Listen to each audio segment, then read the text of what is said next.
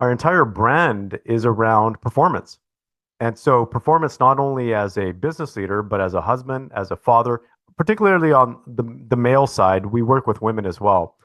But it's all around performance because men can relate to that. How do you be a better performing husband? How do you be a better performing father? How do you be a better performing man in general? And so once they learn how to do that, then we slide it in there kind of, I'm going to say subtly, in terms of the fulfillment side, because Yeah. it's very dangerous to perform at a significantly high level and miss out on the fulfillment, which many men do. So we bring it all together and make it all encompassing. What if the truth came in a gel cap and we could just pop it in our mouths and forget about it? Well, it doesn't, and we can't. But we can laugh in the face of reality while plotting our survival. Welcome to the Truth Tastes Funny podcast. I am your host, Hersh Rephun, and if my guests can handle the truth, so can you. Open wide, folks. Here it comes.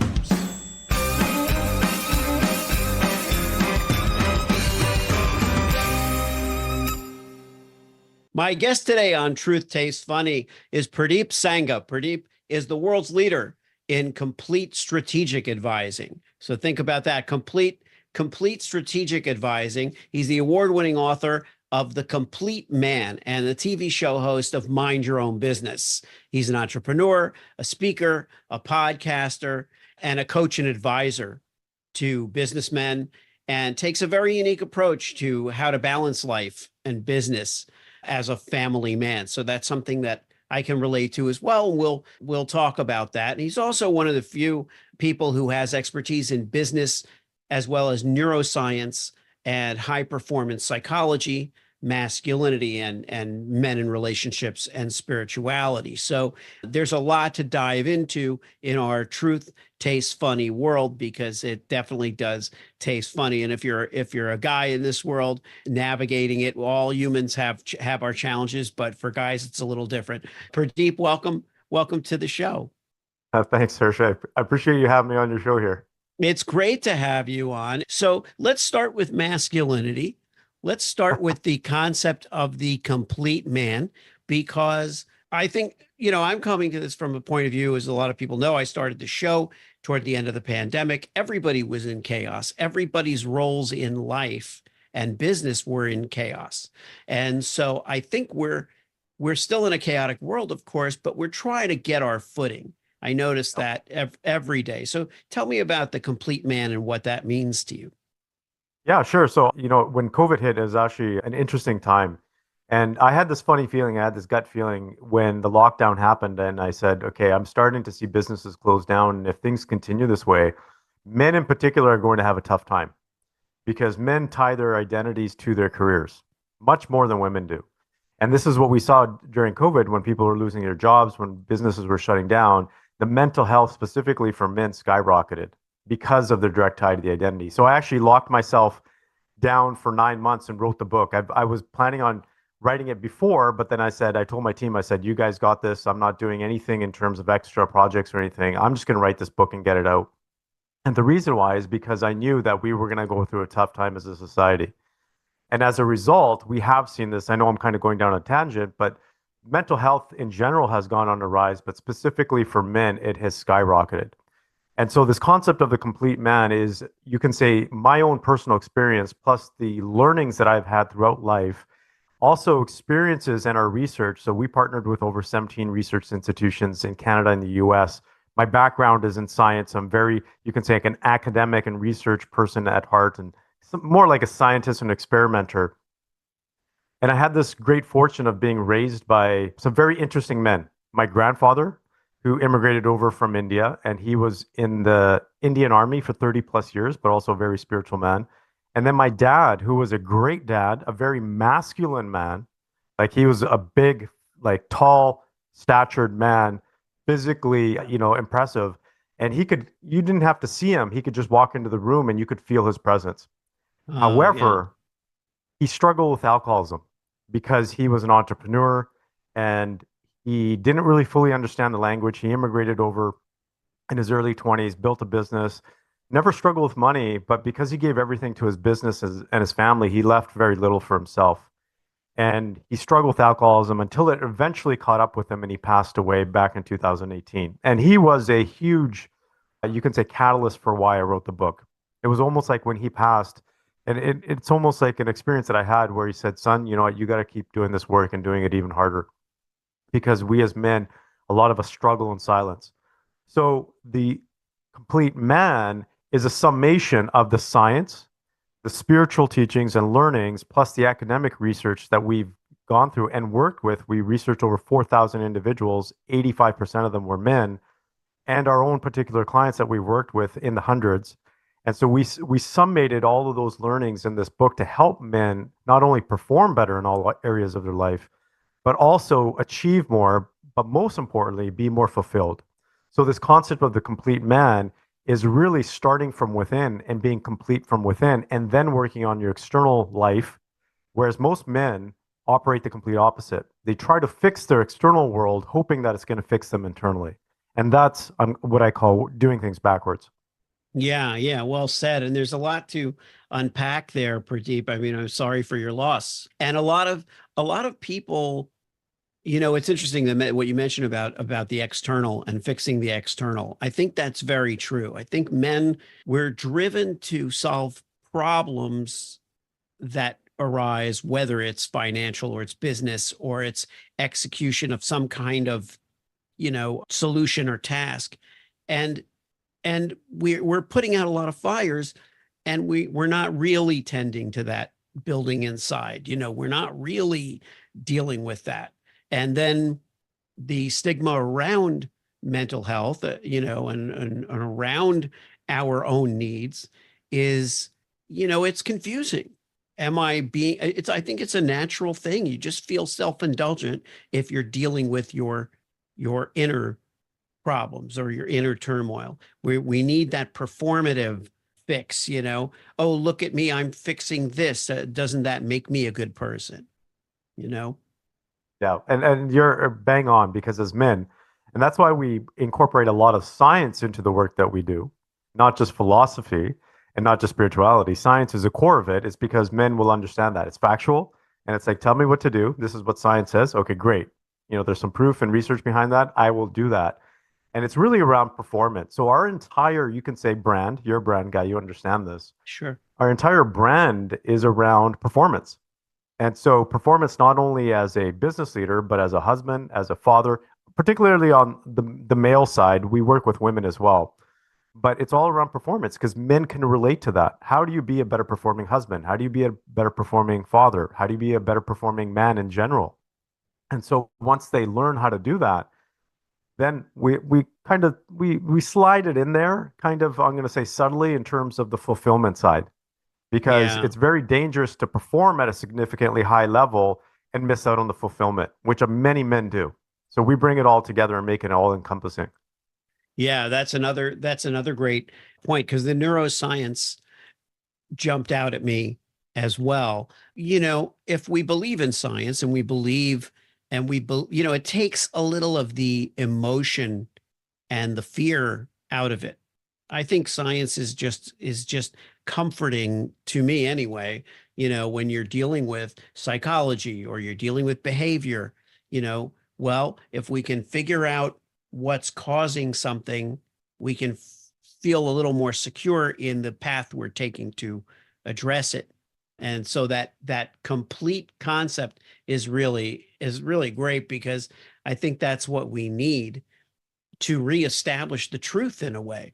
We live in this kind of strange post-truth environment. We whatever side of any issue you're on, questioning the truth has become a real habit. What are your thoughts about that? About wrestling with the truth?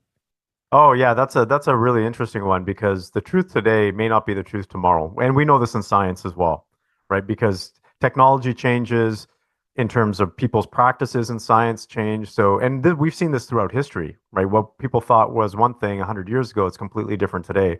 But we have to do with what we know today, right? That's our best Yeah. guess. And so there are things like facts, yes, like for example, gravity, right? We know on Earth there is gravity. That's factual, Yeah. that's physics. You can't change that. But even in the bigger world of physics, physicists are questioning gravity. Like, does it actually really exist? So there's these concepts, but in the real world, like we talk about in today, because of social media, because it's easy for people to spout non-factual information and people believe it, I think we are dangerously in a place right now where it's easy to share stuff that's not true, that's not real, and people actually believe it and act on it. And so that's why I am very adamant about telling people, hey, you can believe us or not. We recommend that you go out there and find out your own information and try and test it yourself because we're just working with what we have. But there's also research behind the stuff that we do, right? There's science behind that. And I think that is very, very important, especially when it comes to things like masculinity, which is being hugely challenged. It's been challenged for the last 20, 30 years, but it's almost like, people are wanting to slaughter it. And it's challenging for men because they don't know what it means to be masculine anymore. And the difference, like there's going to be people out there that might not agree with this. We're in such a neutral society today where you can't talk about men or women. It's all generalized and neutral. Well, there's a difference, right? There is a difference between men and women. If we take a look at the biology, men are physically bigger. We have more testosterone. We have things like hair on our face and on our backs, right? So biologically, we are different than the females. And so we have to acknowledge that. That is science. And I think these kinds of things are being overlooked today, where people are Yeah. saying it's all social behavior, but there's a whole biology behind this as well. So to answer your question in a longabout way, yeah, people are overlooking the facts and science and spouting a lot of stuff that I think is not totally completely true. Well, in a way, masculinity is like if you imagine a frying pan. Well, you can say that your experience with a frying pan is that somebody hit you over the head with it. You could also say that properly used, you can make eggs, you can make omelets, right? And so if masculinity's been misused or underutilized, then that doesn't mean that we should just neutralize it. It means we should learn how to make eggs, and we should learn how to make omelets. And I think that's what men are trying to do. We're not going to be, you're right. We're not going to be, when you mentioned that you knew your dad was in a room just by his entering the room. I had a similar relationship with my dad, you know, with this very powerful and palpable masculinity, but in a very gentle and sophisticated way, and with a tremendous facility with language and with people and with humor. But you would never say that the masculinity was negative, right? You wouldn't, it was comforting. It was warm. It was different from my mom's sensibility and her personality. So there's stuff that we don't want to lose just because we didn't understand it or haven't mastered it. You know, Yeah, sorry, go go ahead. ahead. Go ahead. Well, After you answer this, after you respond to it, I want to get a little bit into your background and what you were doing before writing the book. So go ahead. Sure, yeah, absolutely. So I think what you said is bang on, and I think it's very important, specifically for family units, because we know both the feminine energy brings a different type of warmth and safety compared to the masculine energy. And you could talk to most women out there and children will feel more safe when there is a male figure in the house at night. You just ask Hmm. any woman, right? This is predominantly the way it is. So there's a different level of safety within a family unit, which we are missing now. Like in the US right now, over 50% of children are being raised without full-time fathers. Like, what are we doing to children these days in terms of the family units and their level of safety and their level of anxiety? It absolutely changes the way they grow up and the way they are as adults. And going back to what you said about your dad, I think that's phenomenal because I always say, they're not making men like they used to. That is the core difference. Yeah. And I do believe, like I'm in my 40s, and I have a firm belief on this based on the research that we have, that roughly early 40s, maybe we're pushing late 30s, we're the last line of defense right now when it comes to masculinity. Because the younger generation, particularly I have an 11-year-old son, there is no in society right now teaching him what it means to be a boy. It's completely neutral. Right. So I have to teach him how to be a boy. I have to teach him how to be a man. Not that we weren't doing it before, but society has taken a different approach on that. So I think going back to what you were talking about for your dad, it's really important for us to take a look and say, okay, what's actually happening for the younger generation? Because us, I don't know if you're a father. It sounds like you are. Yeah. Yeah. Yeah, your father, and we have a duty, we have a responsibility to raise healthy children, whether that's boys or girls. And I think we cannot leave it to society to do that because society in itself is confused. And by the way, being it's again, it goes back to that frying pan analogy that I used, which is we should not abandon one thing for another, or it's not a binary choice, in terms of what we focus on. I have 5 kids, so I have 3 girls and 2 boys.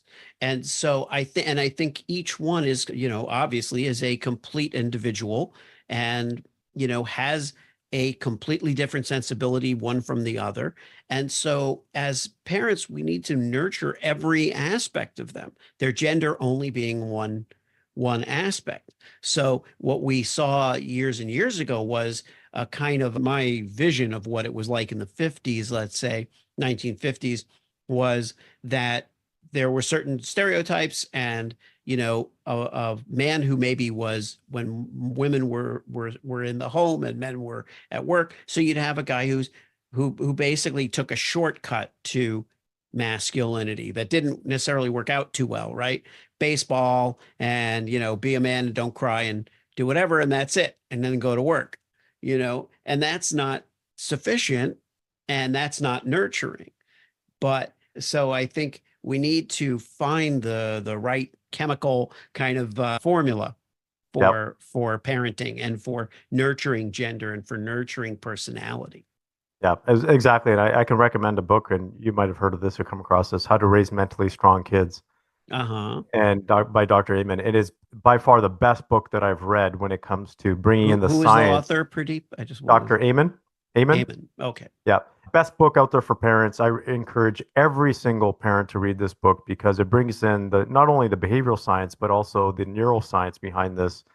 And so it's a very mindful book in terms of how to raise children because you're absolutely right. It has to be complete. Gender is only one small aspect. There's so many Yeah. different aspects in terms of an individual's identity that we as parents need to nurture. So I think you're bang on that. Thank you. And now tell me, Pradeep, a little bit about your background in professionally and how you came, what was going on with you before writing The Complete Man. So, going back, maybe a decade or so, how did you get to this point? Yeah, sure. So I'll kind of give you a little bit of background in terms of I'll go a little bit further than a decade because I Sure, think sure. it Yeah. gives As I was saying that, I was like, why are you limiting him to a decade? because it'll give you some context. So I Yeah, grew up in of a course. traditional Indian household. My parents immigrated over from India, and there were some you can say traditional gender roles. And for our family, it worked very well. And so I saw that, and I also saw my parents work out. They were like most immigrants; they were a team because they had to be a team to be able to survive. Yeah. And then I saw the dichotomy of, you can say, my parents were business owners. So that was one aspect. So I was actually very fascinated with business at a young age. Fascinated. Like how did my parents be a little bit more successful than somebody else in the industry when they don't understand the language fully and have all the resources and education behind them? So I started to learn business from that perspective. Then I also became a personal trainer at 17. I've always had it in me to help people. And I always wanted to get people fit. And something at that point actually triggered something for me. It was I would be helping people try to get fit, but 80% of them wouldn't do the work after on their own. And so that's when I started to study performance psychology. And it wasn't a thing back then. There was no such thing, but it was really studying the psychology of performance and trying to get underlying in terms of what makes a person tick from a performance standpoint. It just so happens that roughly about couple of years before that, I was started to study brain science at that time and brain hacking. So I had learned all these things like how do you have a photographic memory? How do you speed read? How do you learn things faster? So I can memorize a 500-page textbook word for word. And so those are the things that I learned at a very young age, and I attribute it to two particular things, or three. One is the people in my life. So my grandfather, My great grandfather was a spiritual teacher in India for 60 years. So my grandfather taught me spirituality. The second thing is I grew up on an orchard. So that was part of our family business. So it's a very mindful environment. I grew up some days not even seeing anybody, any human being, just seeing nature and people. Wow. Yeah. And the third element was my grandfather taught me spiritual practices like meditation and mindfulness, but I also got into things like visualizations on my own through learning through science and lucid dreaming and so forth. And so I combined all of those things. And in the academic path, I started in neurobiology and neuroscience, then went into business, and then was in the corporate world for 14 years. I was an executive and left the corporate world to start my own advisory firms. So I always had an entrepreneurial spirit, was in real estate on the side, and started my advisory firms because what I realized was that a lot of people out there just didn't have the help that they needed. So people like my parents, I always wondered, like, what would my parents' life have been like had they had a professional advisor? And so Oh, yeah. that's what drove me to it.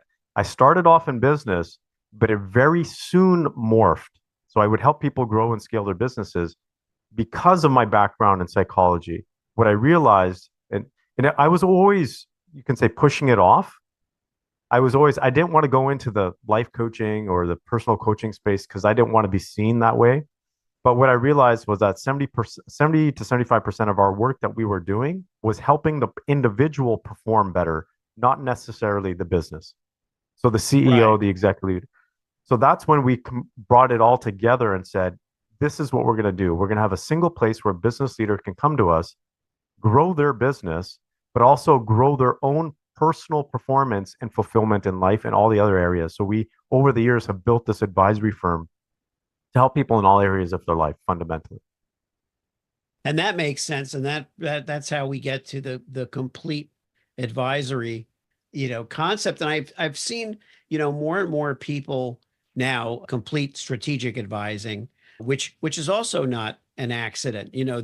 Because that sounds very much like business advising with a layer of whole person, attention, I guess.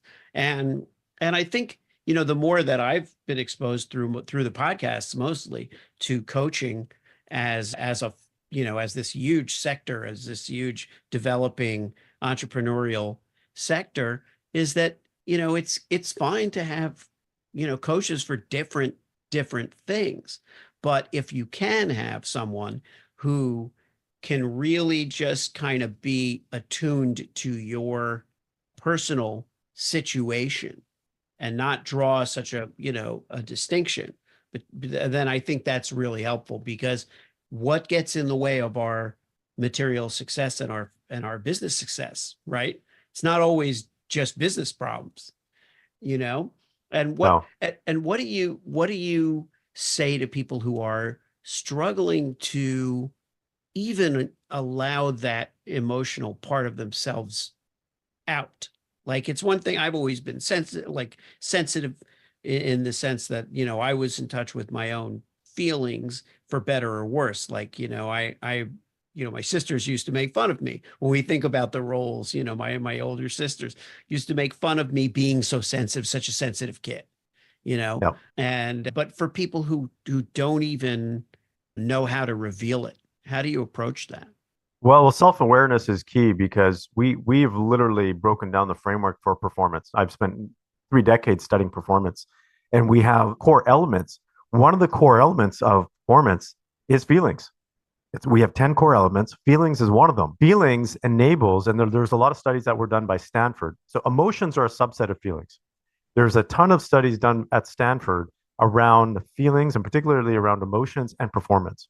And so it is tied to performance. And the more you are self-aware of your feelings and you're able to effectively manage your feelings, the better you will actually perform in life. So you will make more effective decisions and you will have better actions and behaviors and routines and habits as a result of that. So that it just comes down again to the practical element.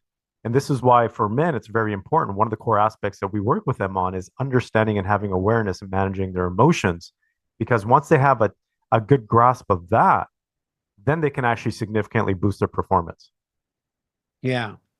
And to circle back around, I like to give I like to give my guest the last word, and I also like to guide them in some way to a certain audience or a certain segment of the audience. So the segment of the audience that I would like you to speak to are young men, because not only as a father of young men, but also I am in another coaching community where it's strictly business. It's really business oriented, but I hear in the calls some of the concerns of young men. And so if some of them are just they're very unsure about what to expect from the world, what to expect from the business world, there's a lot of uncertainty out there. What can you share? First of all, share where to find you so that our audience knows where to find you and where to get your books and where to hear where to find the Mind Your Own Business program. So talk a little bit about where they can find you, but then close with a message to young men, if you would. Yeah, sure. So I appreciate that. So my website is purdeepsangha.com. You can always connect with me on LinkedIn, Purdeep Sangha.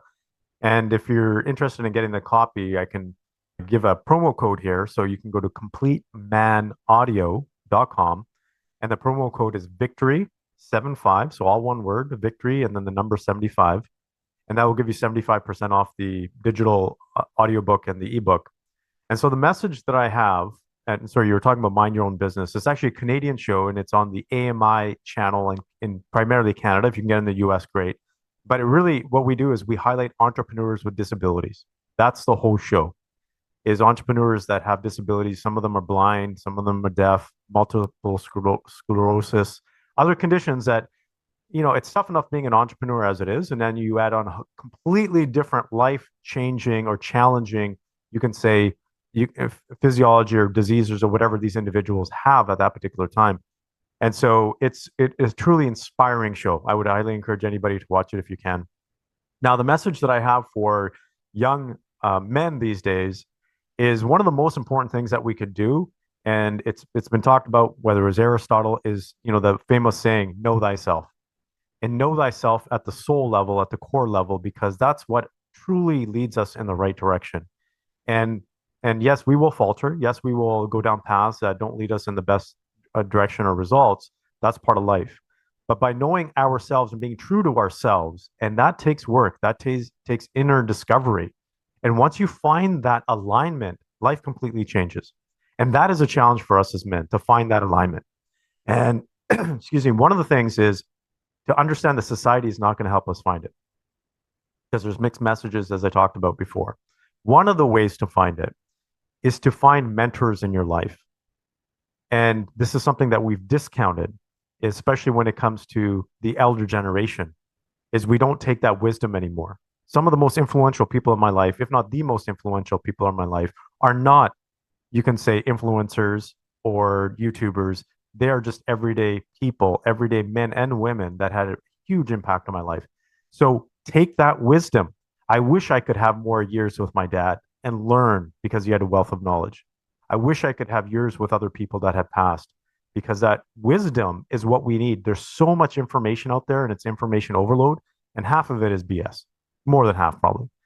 And so taking that wisdom will allow us to learn a lot faster. So one thing I always recommend, if I'm going to leave anything here, for every young man, is to find a mentor and mentor someone else.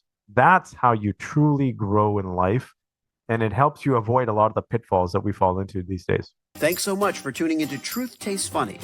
If you enjoyed the experience, please leave a 5-star review and share this podcast with your friends.